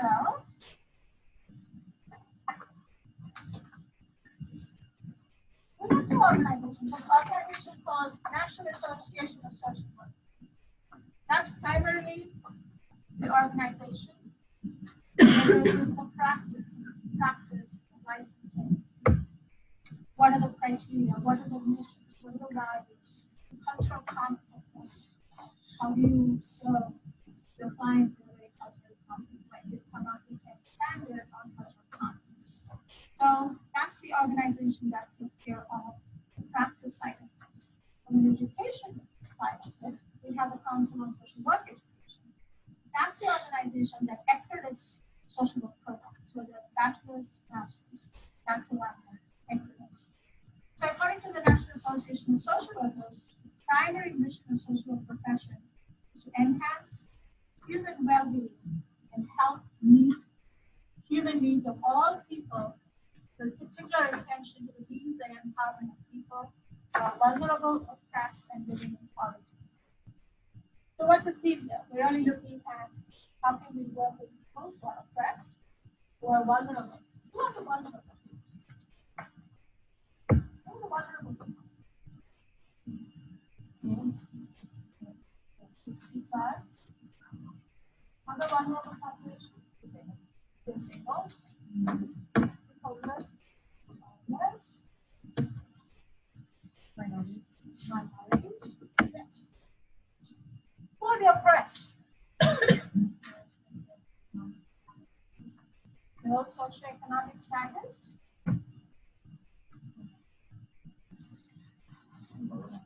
People of color, minorities, others. I want to hear from everybody. You all know this. We all have all this. Others. Yes. So those are the people that we want to work with more than anybody else. But social work, we work with anybody. Historic and defining feature of social work is a profession's focus on individual well-being in a social context and the well-being of society. So how can we take care of environmental forces that create, contribute to, and address problems in the community? So it's not just that the inclusion is having a challenge and the individual created it for themselves. How is the environment? How is the context? How is a living arrangement or a lack thereof contributing to some of the challenges that we face? So it's not just they walk in with a clinical condition, we do an exam and then they walk out. No. We look at it more broadly in terms of what can we do to understand this person's context so we understand what this individual is going through. So we look at the profession's mission is noted on the values, which are service, social justice, dignity and worth of the person. What do you mean by that? How do you address dignity and worth of an individual?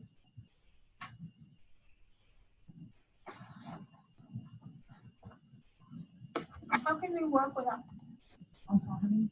Autonomy, yes. Can you tell a little bit about autonomy? So autonomy is giving someone kind of the right to make their own choices. As social workers, I think a really good social worker is someone who can lay out all the different options and then help guide the conversation. Engaging in self-determination. We provide the options, but they make choices that are best suited for them in that situation. The importance of human relationships. I think all of us have spoken about that. Integrity and competence. So if we choose to work with clients, as it relates to this one, related to opioids, we want to make sure we're confident enough to work with them. Whether we're trained enough to work with people who might have such challenges that we work on. Okay? As I said, we have another agency, which is the Council on Social Work Education, that takes care of addressing the accreditation that we all spoke about. Spectrum spoke about how a lot of their programs are accredited. And so we have social work programs that are accredited. We have bachelor's in social work. So that's what we do. And that is accredited. We have a master's in social work. And that is accredited. Now, master's in social work is the terminal. We do have PhD and doctor of social work, just like we have in nursing. DSW is a little bit more up and coming. A lot of programs are starting the doctor of social work program. That is not a PhD is more of a research-oriented program. And that's, we go into the direction of teaching research.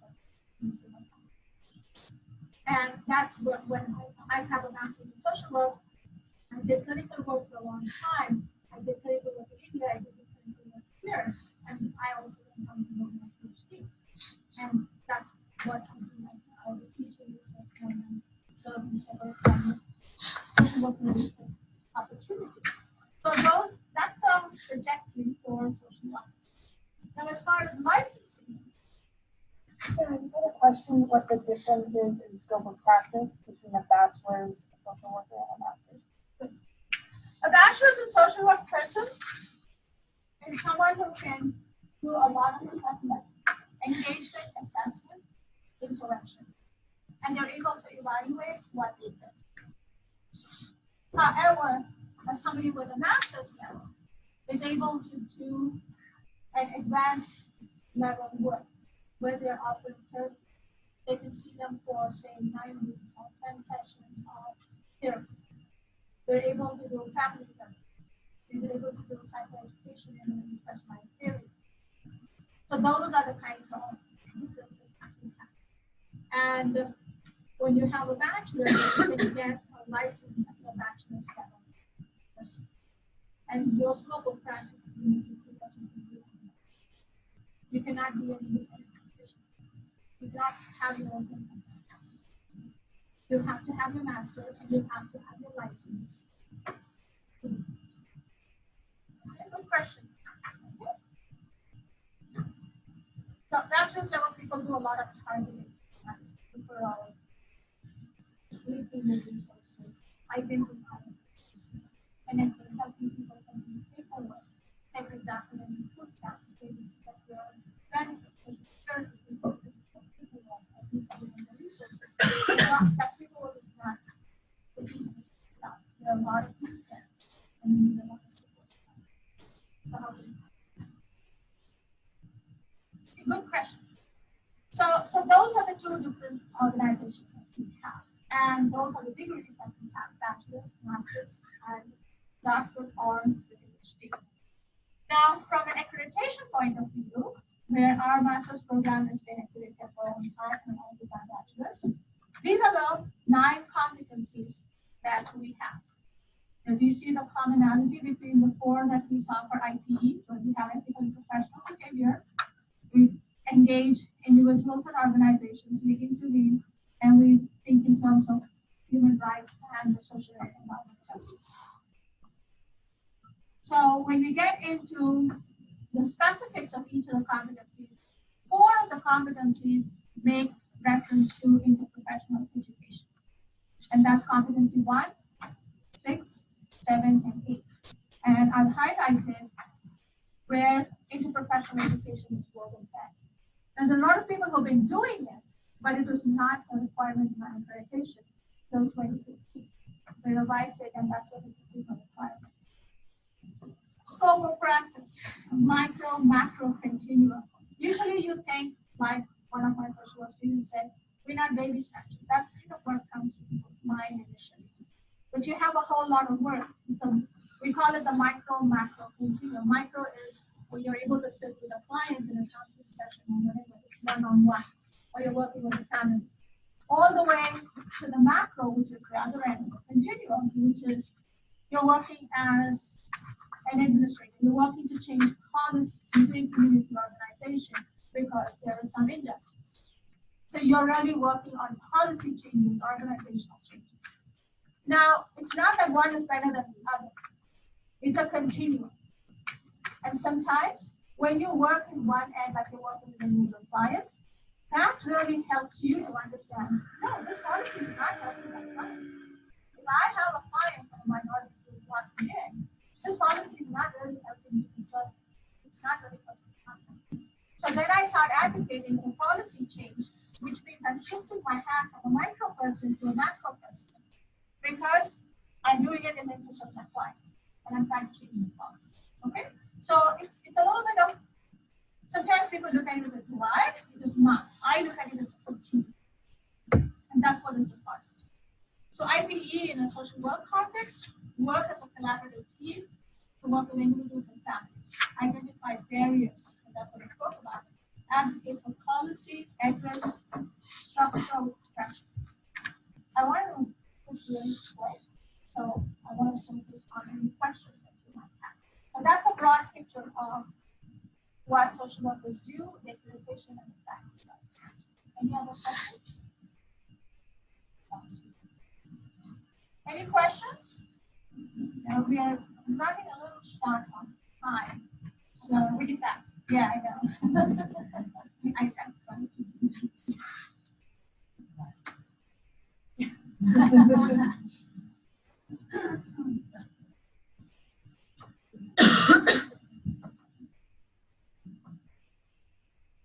I'm going to be around if you have any questions. We can always ask. Okay, we need to make sure we wrap up.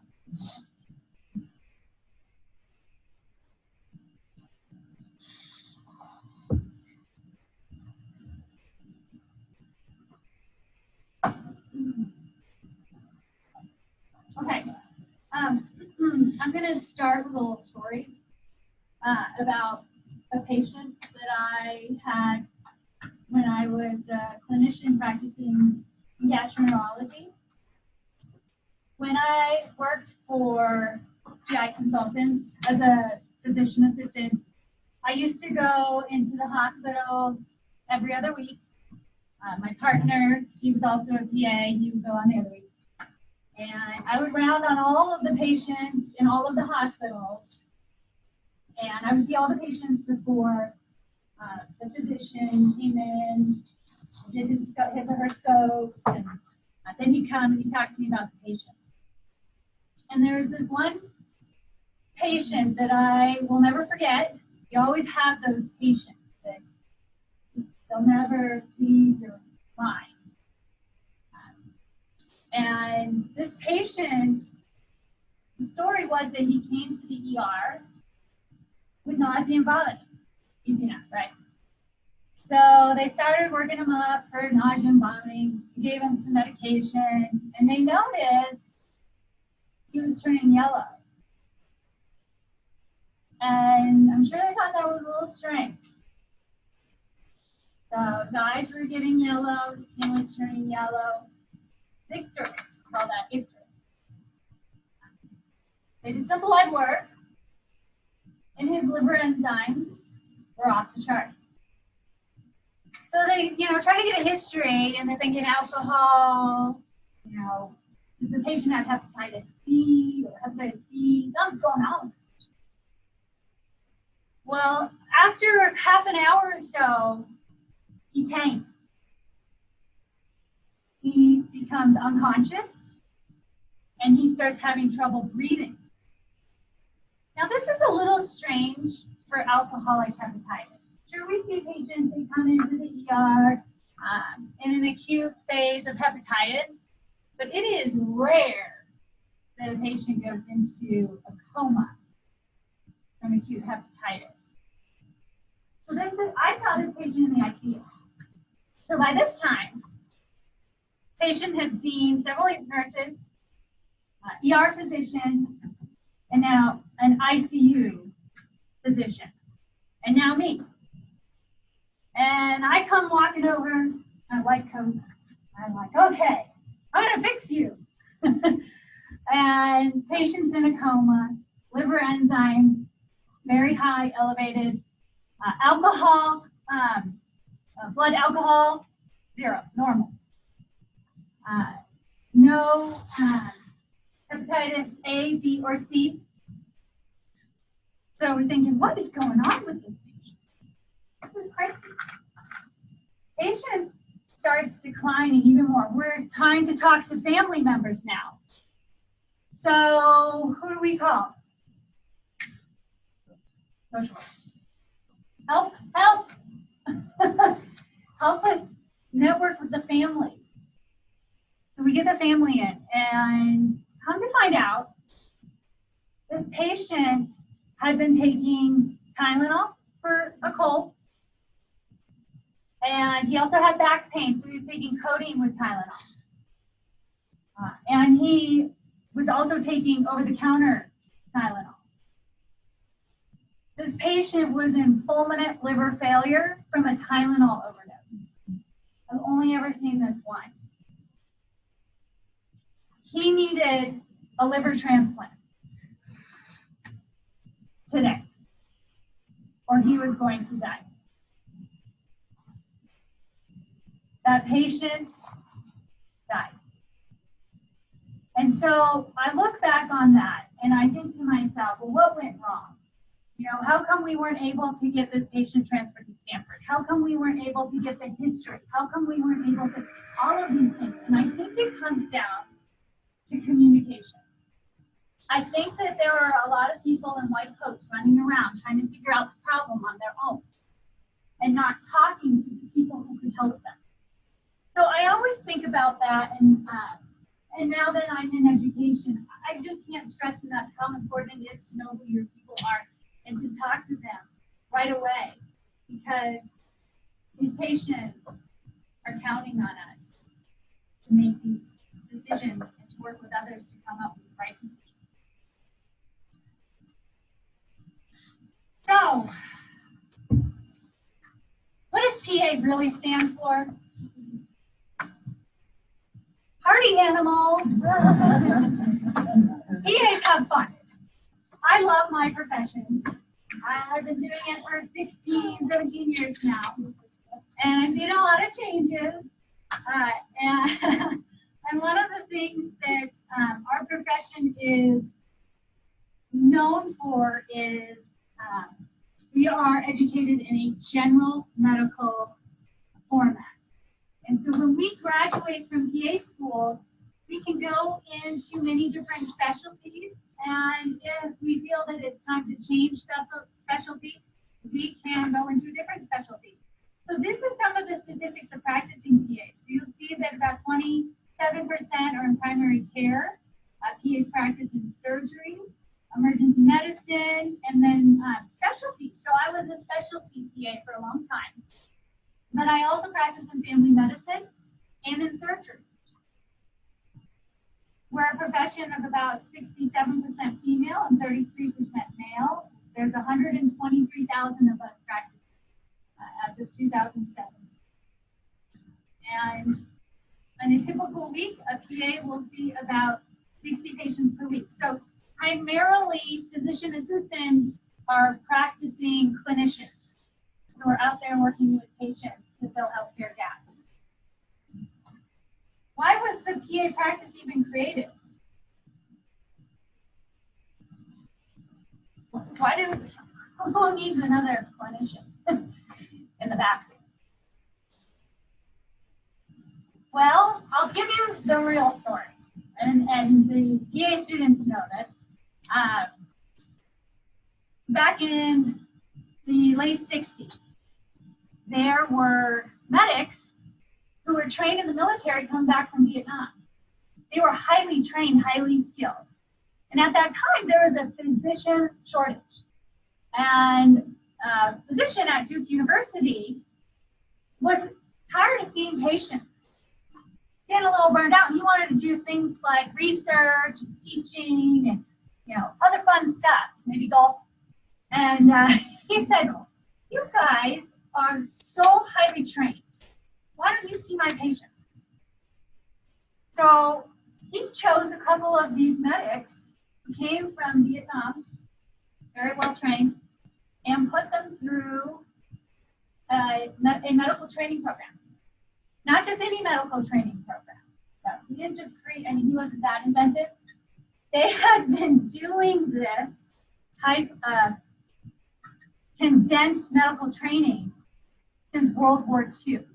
Believe it or not, during World War II, there was a huge physician shortage, and they needed to train physicians quickly to get them out there to take care of patients. And they did it in 2 years. They trained physicians in 2 years. So PA was based on that World War II medical training program. We practice in every state, every medical setting, specialty, and the basis of our practice is to close healthcare gaps, increase access and quality. Okay, so we do have a fairly competitive application process. We did this last cycle have 1,400 qualified applicants for 24 spots in our program, which is a new program.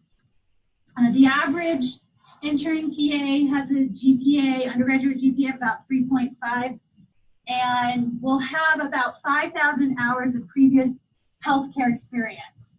So generally, the PA profession is a second career for many. You have to have a bachelor's degree because our terminal degree is a master's degree. The curriculum, again, is modeled after a medical model with about 1,000 hours of in-the-seat training. We call that didactic training, and 2,000 hours of clinical training.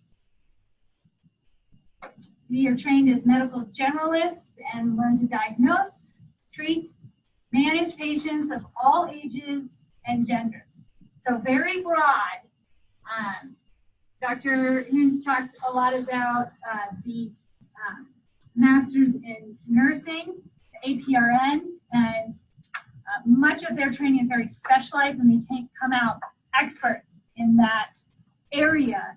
PAs come out with a core general medical knowledge of which they form a base and continue to learn as they start working with physicians in clinical practice. PAs work with physicians in a team-based practice. So PAs, day one, we are taught practice in team-based model. We're team players. Always work with physicians. Our licenses are tied to physicians. Some of that might be changing, but as of right now, we practice with physicians. This is a little bit about how UNR PA program does their training. So you'll see when they go out on rotations, it's extremely varied experience.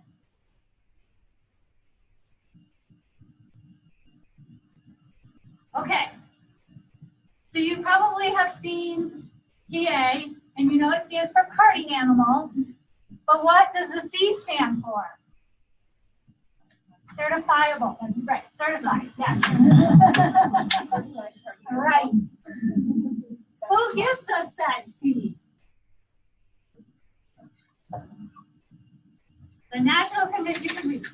The National Commission on the Certification of Physician Assistants. So PAs take a board exam. They have to pass it in order to practice. They have to take this board exam every 10 years. It used to be every 6. And they backed off of it, thank God. This exam is in core medical knowledge. So as a surgical PA or as a GI PA, I had to take this exam and relearn cardiology, pulmonology, all of it again. Yeah, because we have to take these board exams every 10 years. They want to ensure to the public that PAs have this core medical knowledge and that they continue to keep it up over time.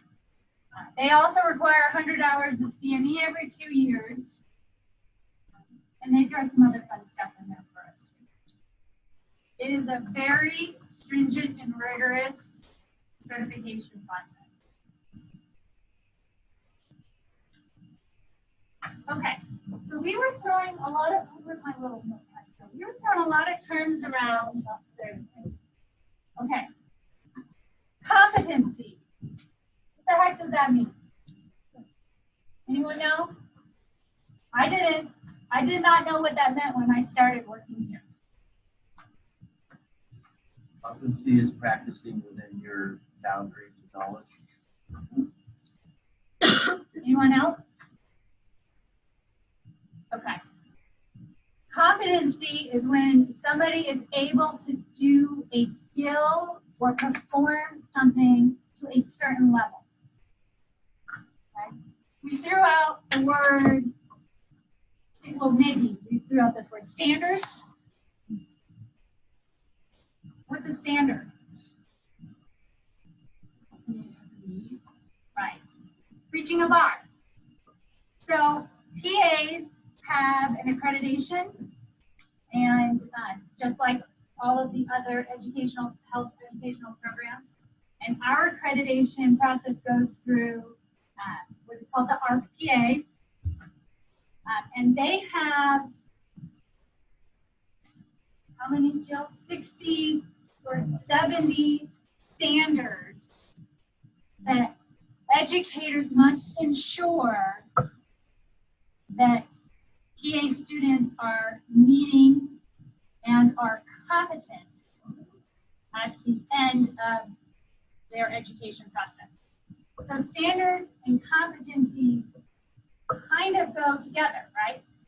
When we throw these terms out, I think it's good that you just understand and have a good idea of what we're talking about. Okay, so I want you to be competent in interprofessional healthcare.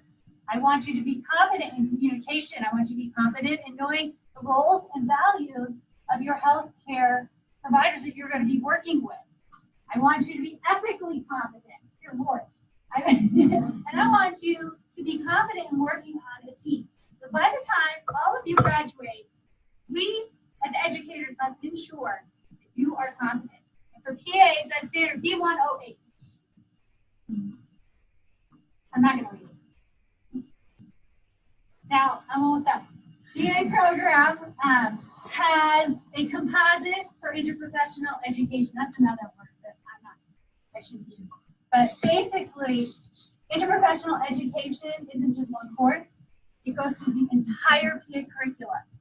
We give value to the core, right? We are team-based professionals. We value to the core interprofessional education.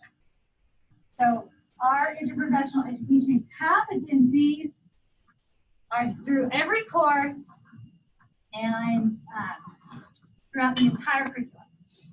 So this is just an overview of where we expect our students to be confident, how we expect our students to be confident, and this is what we tell our accreditors. The values and ethics, roles and responsibilities, y'all can read this. I'll publish it, I promise I'll publish it on campus.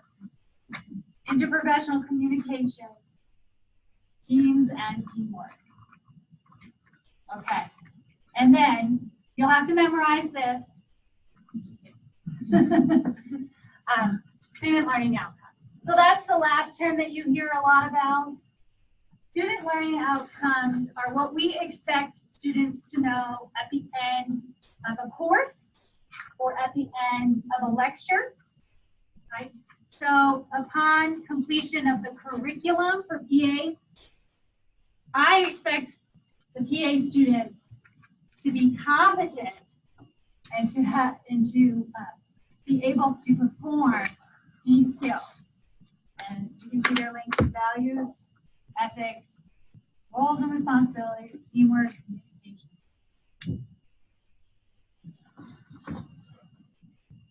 So that's us. PAs fill healthcare gaps. We're team-based providers, and we are party animals. Sorry, I went a little over. Okay. Well, another 3 minutes. We just want to, I'm going to pass out an evaluation as I'm talking of this session. So we're trying to make efficient use of our time. So as we're wrapping up this, I have one last piece of information to tell you. Because we're trying this as something new, and we want to learn from you, we want to hear from you how successful this interprofessional education is. So we are going to take out a survey so all of you can fill that out. Each of your faculty will tell you whether some of you are doing the class face-to-face, and some of you are doing it online. So each of the faculty will give you instructions as to how you're going to complete it. I'm doing it, social work is doing it face-to-face, so I'm going to take that survey to class, and that's what I'm going to do. Yes, so that will be closer to the end of the semester, sometime late November, probably. So I'm getting a nod, so that means yes. Yeah. These students will just fill out this, not the survey you're doing right now. Yeah. It's called the ICAS survey, and I'll have you fill it out with your reflection paper. It's not long. It won't require too much brain power. Correct. Nursing's going to do the same thing. And we're going to do the same thing in social work. It's just a one page. It's just a Likert scale and you pick.